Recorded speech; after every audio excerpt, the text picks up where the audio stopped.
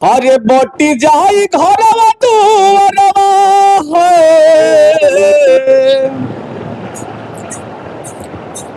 अरे बोटी जाई घरवा दुआरवा, हरे आपस में भाई हो।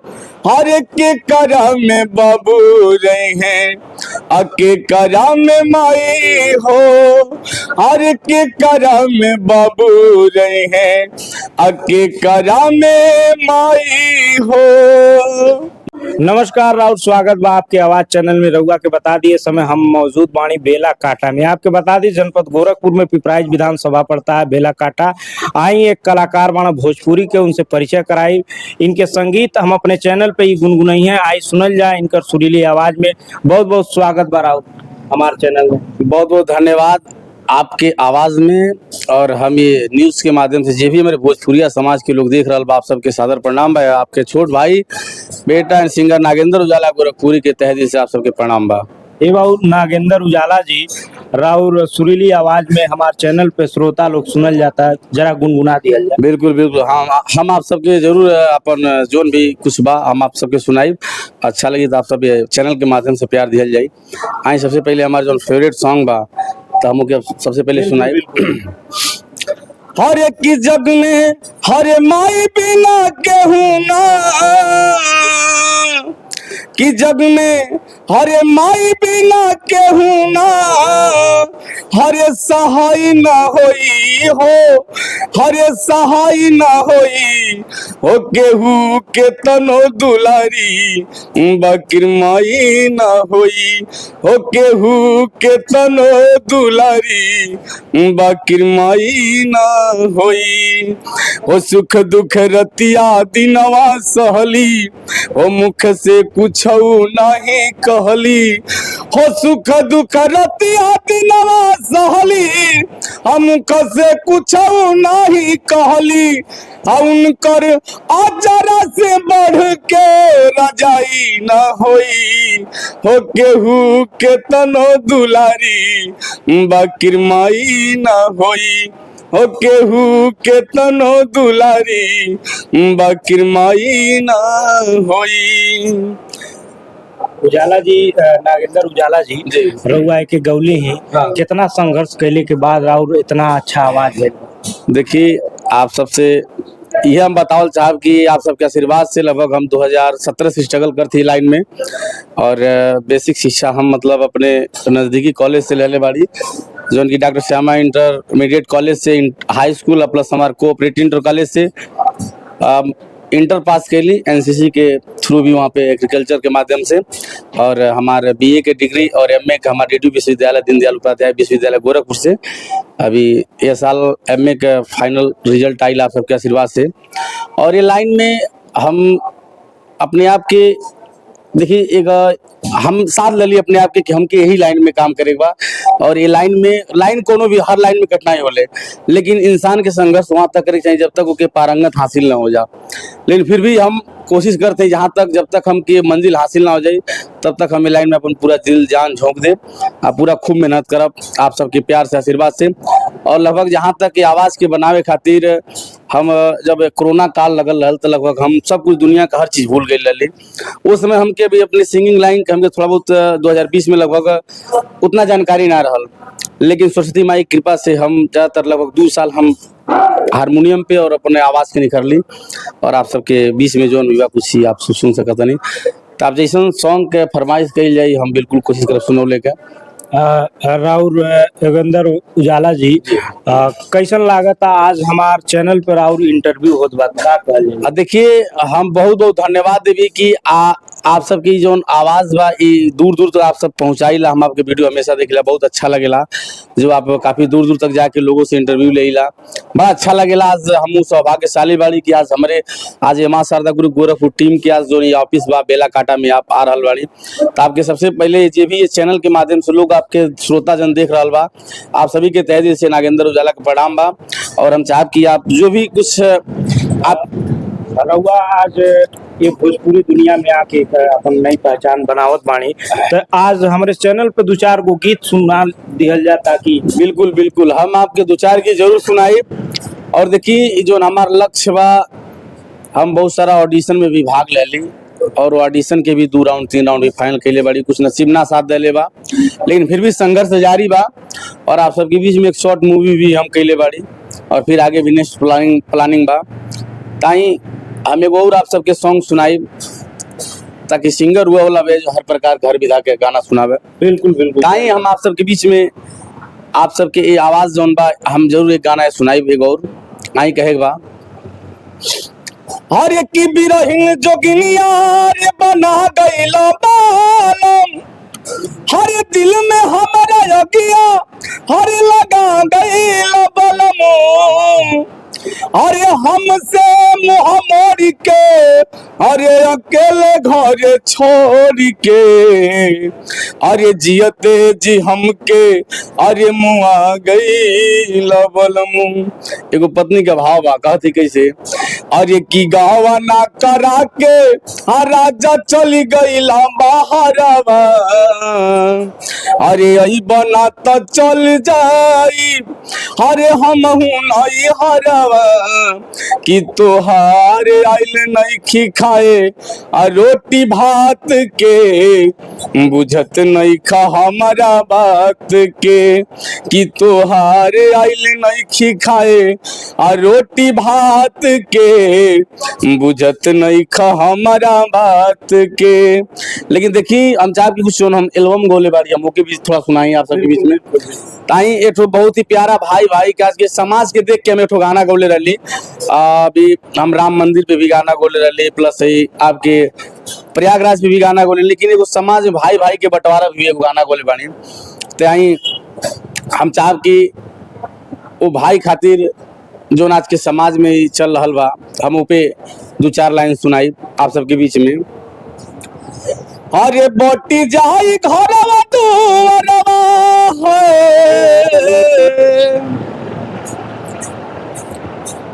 अरे बोटी जाई घरवा दुआरवा हरे आपस में भाई हो, हर के करम में बाबू रहे हैं अके करम में माई हो, हर के करम में बाबू रहे हैं अके करम में माई हो देखी देखी बहावत बड़े माई बाबू लोरावा पतोही के कारण बटी घरवा दुआरवा खेतवा दुआर बटी जाए पाई पाई हो, हके करम में बाबू रही है हके करम में माई हो, हर के करम में बाबू रही है हके करम में माई हो। लेकिन आप सबके बता दी भैया कि हमारे ठोर गाना आ रहा बा रही भाटिया यूट्यूब चैनल पे। आज जवन की गाना का बोल बा बहुत ही शानदार मतलब लगन के बा इस सॉन्ग बा। तो हम चाहब कि वो देवर भौजाई पे बा, कहीं भैया भक्ति तो बहुत गावत गई हम, तो जब तक कुछ मिर्च मिसाला ऑडियंस के बीच में चाहें ठीक बा तो कहे बा।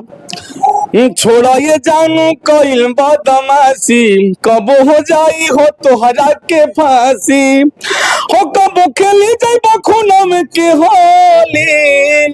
तो हमार लाइन रहल कि तोरा से ऊंचा आवाज में जे बोली तमारी दीप करे जाओ कर भेजा में गोली, हमारी दिहे भैया ओकरा भेजा में गोली। यही सब गाना का भाव है, बहुत सारा एल्बम अपने रवि भाटिया गोरखपुर चैनल पे। हम चाहब कि और भी कुछ जो आपके सवाल हो कम होकर जवाब दें आप सबके बीच में। ए बाबू तुहार गीत तो बहुत सुरीली आवाज बा, अच्छा भी लागल सुन के, और जो उम्मीद रहल उससे भी बेहतर तुहार परफॉर्मेंस देखली हम, अच्छा भी लागत। आपने गांव क्षेत्र का लड़का लोग इतना आगे जा रहल बा, तो ये बतावल जा कितना संघर्ष रहल जब शुरू में रउआ भोजपुरी दुनिया में जाके लोगन के पास गई होगा, धक्का खैले होगा, कितना संघर्ष स्ट्रगल रहल हो बीच में? सबसे पहले हम जब 2020 अगस्त यानी लगभग 16-17 अगस्त के बाद है जब इंडियन आइडल के एक बार ऑडिशन आयल है हिंदी के, तो में हमके ज़्यादा कुछ ना बस थोड़ा बहुत तैयारी रहल हमार, लेकिन ओके लग के कहीं या सौभाग्य कहीं तो हम लखनऊ में ऑडिशन देवे के लिए अपने बड़े भाई रवि भाटिया जी के साथ में, तो वहाँ हमार आप सबके आशीर्वाद से हमार इंडियन आइडल का 3rd राउंड निकल गया है। लेकिन कोरोना काल के चलते हमार सिलेक्शन ना हो पौला। बाकी आप हमारे फेसबुक नागेंद्र उजाला गोरखपुरी जब सेव वीडियो में जाएंगे तो पूरा एड्रेस में पूरा वीडियो बा ओमे आज के ऑन कैमरा पे कोनो झूठ ना बा। और सुर संग्राम में भी पिछले साल हम गोरखपुर में ऑडिशन देनी जो उनकी 2 राउंड फाइनल भइल, 3rd राउंड के लिए सिलेक्शन ना भइल, लेकिन फिर भी कोशिश जारी बा। और यह बार पूरा उम्मीद बा कि कोशिश रही भरपूर की हमें लाइन में जाएं और हम हमारा कुछ नाम हो गया, क्षेत्र के गाँव के लोग जाना और आप सबके बीच में ये लाइन में अथक प्रयास कैले बाड़ी हम। जब तक संगीत लाइन ऐसा बा कि जीवन भर आदमी सीखेला, जब तक ओके पारंगत हासिल हो जाए फिर भी वो आदमी सीखेला, कुछ ना कुछ अधूरा रहेला। हम ही बहुत छोट कलाकार बाड़ी, आप सबके बीच में आप सबके प्यार की आवश्यकता बा। और विशेष धन्यवाद दिली अपने मित्र यार के, जैसे हमारे साथ में हमारे बड़े भाई विपिन सिंह जी हैं, बहुत सारा सपोर्ट करते हैं। हमारे मित्र बड़े भाई के तुल्य हैं, हमेशा हर चीज़ से सपोर्ट करते हैं, क्योंकि हम लोगों की आर्थिक स्थिति उतनी सही नहीं है, तो पैसे से लेकर हर एक चीज़ से कभी भाई का आवश्यकता रहता है तो हमारे भाई सहयोग में खड़े रहते हैं। जो मैं उनको भी कैमरे के सामने चाहूँगा कि वो भी मतलब आएंगे बीच में। और हमारे लाल खान बाबा हैं, बड़े भाई शत्रुघ्न यादव हैं, और हमारे सहपाठी हमारे पार्टनर हमारे बड़े भाई सिंगर रवि भाटिया गोरखपुर, जो बहुत ही अच्छा मतलब सिंगिंग करते हैं वो, और सोशल मीडिया से भी जुड़े हुए हैं। बाकी यूट्यूब का कारोबार उनका चलता है। तो बाकी यही सब है, बाकी आप सबका प्यार आशीर्वाद है, चल रहा है। जाते जाते रउआ एक गीत गुनगुना दिहल जा ताकि आप बिल्कुल आप सबके बीच में हम फिर वो देखिए, हम सैड सॉन्ग का बड़ा दीवाना है, तो हम चाह कि आप सबके अगर प्यार होते वो सैड सॉन्ग बिल्कुल सुनाए जाए। क्या बात है विपिन भैया, आप सब खातिर भाव बा, बड़ा हमारा फेवरेट सॉन्ग है। और ये की तोरा बिना दुनिया बिरान लागे गोरी रे, आदरणीय हमारे बड़े भैया गुंजन सिंह का यह सॉन्ग है। हर मंच पे मैं गाता हूँ और मैं इसको आज आपके ऑन कैमरा पे मैं सुनाऊंगा। हर एक की तोरा बिना दुनिया बिरान लागे गोरी रे, हो अब जा जा जा जा भूल जाए हाँ नजरा का तोरता हर नजरिया का होई रे, भूल जाए विपिन के हर उमरिया का होई रे, अब भूल जाए रविंदर के उमरिया का होई रे।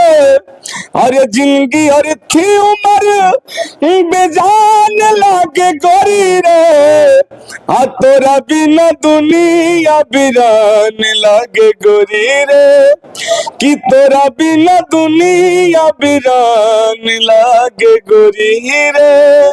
और अब जा जा जा जा भूला जाई हाँ।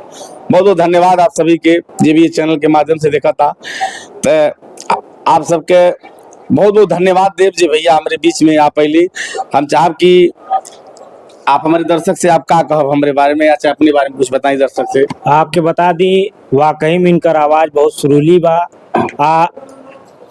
रउआ इनकर सपोर्ट करी, वीडियो देखी, और आपके बता दी अपने लोग क्षेत्र का लोग लड़का लोग आगे जाता बहुत अच्छा बात बा। लोग ऐसे ही कोई भी दुनिया भोजपुरी से लेकर केहू भी आइल बा तो नीचे से ही लोग, जब हमार ऑडियंस चाहे जोन भी हमार गांव देहात देश प्रदेश के लोग उनकर सपोर्ट कैले बा तब वो आगे गइल बा। केहू भी बन के ना आइल बा, ई रउआ लोगन का प्यार बनल बा। आपके आवाज के लिए के जोन देखिए गला और आवाज ही होकर पहचान करावला। आपके आवाज के लिए कुछ गुनगुना दिया जा। आकाश पत्रकार, क्या बात है। तो हम देखिए जब बात इस चैनल का आइल बा तो चैनल के हिसाब से हम गाना गाई आई, ये देश के माटी से सब लोग जुड़ल बा, टाइम बस 2 लाइन कहे बा। अरे पहिले पहिले जहाँ गली किरनिया, अरे पहिले पहिले जहाँ गली किरनिया, अरे होला सुहावन बिहान रे, वही रे देशवा में घर मोरा बाटे, नमवा पड़ले हिंदुस्तान रे। ओही रे देशवा में घर मोरा बाटे, नमवा पड़ल हिंदुस्तान रे। प्यारा हिंदुस्तान हमारा हिंदुस्तान, प्यारा हिंदुस्तान हमारा हिंदुस्तान, सबसे न्यारा हिंदुस्तान, सबसे प्यारा हिंदुस्तान। ओही रे देशवा में घर मोरा बाटे, नमवा पड़ल हिंदुस्तान रे। आप सभी देशवासियों को जय हिंद। आपकी आवाज़ बहुत अच्छा लगा। आज इस चैनल पे अपना जो भी दो चार बातें कहने को मिला, विशेष धन्यवाद देता हूँ इस चैनल को। और जो भी हमारे श्रोताजन इस चैनल के माध्यम से देख रहे हैं, तो प्लीज़ इस चैनल को आप लोग प्रमोट करिएगा, प्यार दीजिएगा, आशीर्वाद दीजिएगा और अपना बिल्कुल भरपूर कमेंट प्यार दीजिए, ताकि हम सब कलाकारों का मनोबल बढ़े और आगे की दुनिया में हम लोग नाम कमाएं।